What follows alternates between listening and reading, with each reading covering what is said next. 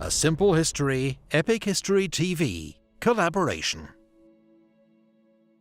In the late 1400s, a great new age of European exploration began, led by Portuguese, Spanish and Italian sailors. They made great voyages into the unknown, full of danger, adventure and discovery. These pioneers were driven by Christian zeal and profit. In Europe, spices like cinnamon, cloves and nutmeg, which grew only in the Far East, were worth their weight in gold. Whoever controlled their trade was guaranteed immense wealth. By 1518, the route to the so-called Spice Islands was dominated by Portugal. Spain wanted a route of its own. Enter 38-year-old Portuguese sailor Fernão de Magallan. Ferdinand Magellan, as he's known in English, was a brilliant navigator who'd spent many years sailing the Indian Ocean. But he'd fallen out with the King of Portugal, and now offered a bold plan to his rival, King Charles I of Spain.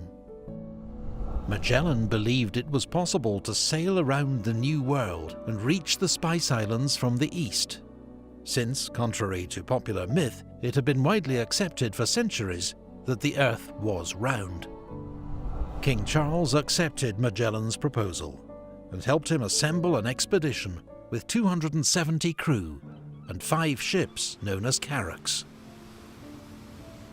The fleet set sail on the 20th of September 1519 and crossed a stormy Atlantic to reach the future site of Rio de Janeiro in modern Brazil. Here the men traded with local tribes, exchanging simple objects like metal fish hooks and playing cards for fresh food and water.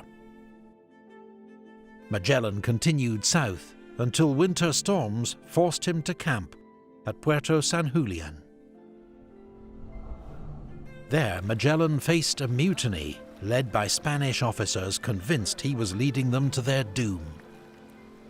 Magellan acted swiftly and ruthlessly. He sent loyal men to kill one of the ringleaders, while another was captured and executed. 2 others were marooned, left behind when the fleet sailed south again in August. As Magellan searched for a passage west, one ship, the Santiago, was wrecked, though the crew were saved. Another ship, the San Antonio, deserted and sailed home. But Magellan did discover a 350-mile strait, which now bears his name, through to the far ocean, a sea that seemed so calm, he named it Mar Pacifico, the Peaceful Sea, or Pacific Ocean. But the Pacific Ocean was far bigger than they'd estimated. Their supplies ran out. The men were forced to eat rats and drink putrid water. 19 died of scurvy. Then, after 99 days at sea, the lookouts spied land. They'd found Guam in the Mariana Islands, but when the islanders stole one of their boats, fighting broke out, and Magellan had to leave without fresh provisions. A week later, Magellan and his men became the first Europeans to reach the Philippines, where they were able to feast on bananas and coconuts. With Magellan's Malay slave acting as translator, they sailed on through the Philippines to Cebu, where they made an alliance with a local ruler who agreed to be baptized a Christian and swore allegiance to the King of Spain. A local chief from the island of Mactan then asked Magellan for help in defeating his rival, named Datu Lapu-Lapu, and Magellan agreed. He crossed to Mactan with 60 men in boats. But though the Europeans had superior weapons and armour, they were massively outnumbered. After burning the enemy village, Magellan's men were driven back into the shallow water, where Magellan himself was cut down as they tried to reach the boats. Now, their former allies on Cebu turned on Magellan's crew, butchering 30 of them in an ambush. The survivors fled. With only enough men left to crew 2 ships, they burned the Concepcion and continued their search for the Spice Islands. They travelled to the Muslim court of Brunei on Borneo and were amazed by its splendour. Finally, with the help of local guides, and more than 2 years after sailing from Spain, they reached their destination, the Spice or Maluku Islands, today part of Indonesia.